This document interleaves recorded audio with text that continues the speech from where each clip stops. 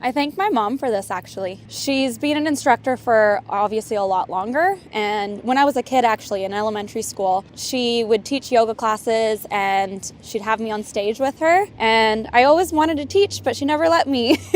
So I was holding poses for her while she taught classes, and she said, you got to work hard and wait, and one day you'll be able to do it too. So when I was 13, I had saved up all my birthday money and decided to enroll in a program. It was a 9-month yoga course. And I got my certification, took over my mom's old class, and taught that for 10 years, actually. I recently passed it on to a new instructor. Yoga's had such a big impact in my life, and I've realized that if it wasn't for yoga, I wouldn't have learned what I learned at such a young age, and I wouldn't be who I am, and I wouldn't be able to conquer the challenges which have presented itself along the way. I'm married as well, and definitely a fun challenge.